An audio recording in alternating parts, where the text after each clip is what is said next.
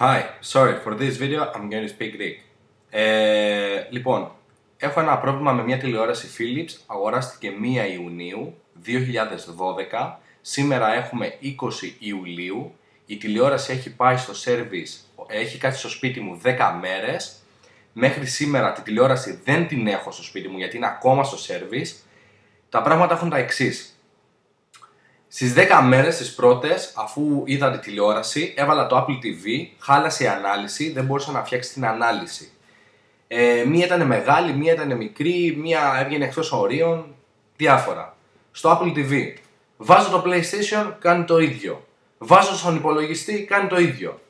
Παίρνω τη Philips τηλέφωνο, μου λένε ότι το πρόβλημα είναι ότι δεν έχεις κάνει update. Λέω εντάξει, θα κάνουμε update. Κάνω update, συνεχίζει το πρόβλημα, ξαναπαίρνω τη Philips. Μου λέει θα πας στο τοπικό σου service να δει τη τηλεόραση. Πάω στο τοπικό service, μου λέει θα κάνουμε update. Λέω έχω κάνει update, μου λέει θα ξανακάνουμε.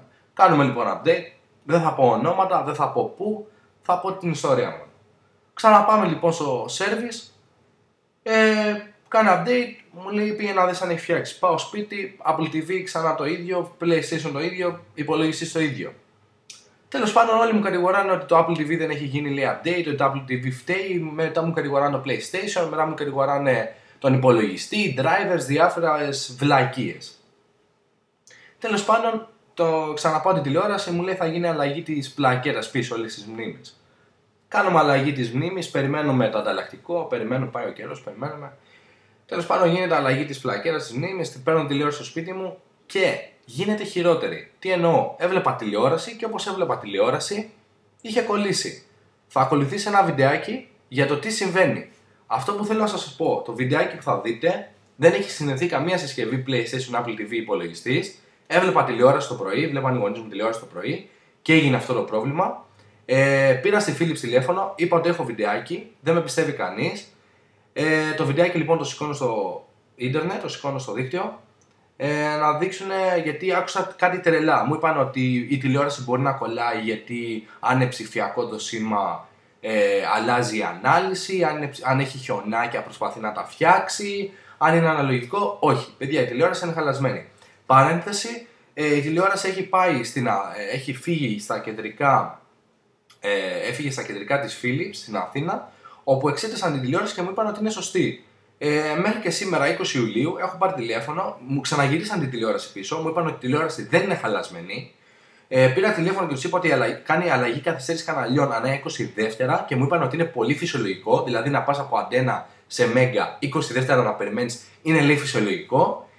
Το λέει και στις οδηγίες, όχι δεν είναι φυσιολογικό, στις οδηγίες λέει 2 δεύτερα. Το βιντεάκι που ακολουθεί είναι η τηλεόραση, δείχνει η τηλεόραση χαλασμένη και όχι προσπαθεί να φτιάξει ανάλυση, όχι ότι έχει χιονάκια, όχι ότι είναι ψηφιακό. Είναι χαλασμένη.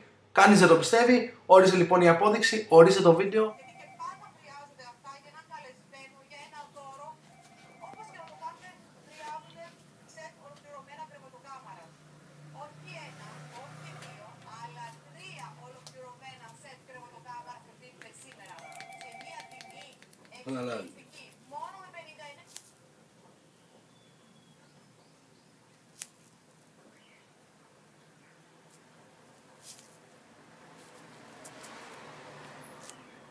Τώρα πάντως, κανονικά πάντως.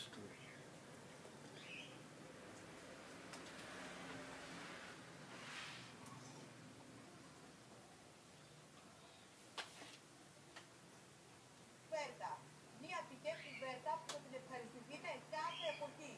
Να τονίσω ότι η κουβέρτα είναι 100% βαχερή, είναι για διπλό κρεβάτι 2x2,40 διαστάσεις. Είναι υπέροχη, είναι εκπληκτική.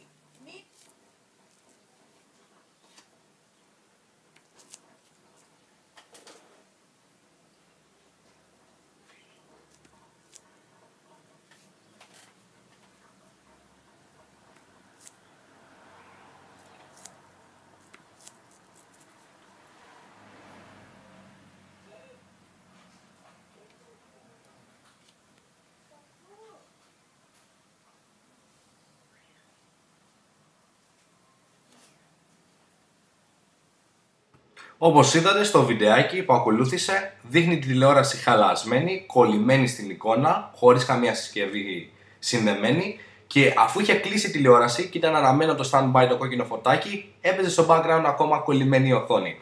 Όλα αυτά η Philips μου λέει ότι δεν είναι χαλασμένη τηλεόραση. Έχω εγγύηση, 2 χρόνια μου είπανε. Η εγγύηση είναι πάρτε τη χαλασμένη τηλεόραση σπίτι σας. Πληρώσαμε 400 κάτι ευρώ. Δεν θέλουν να την αλλάξουν.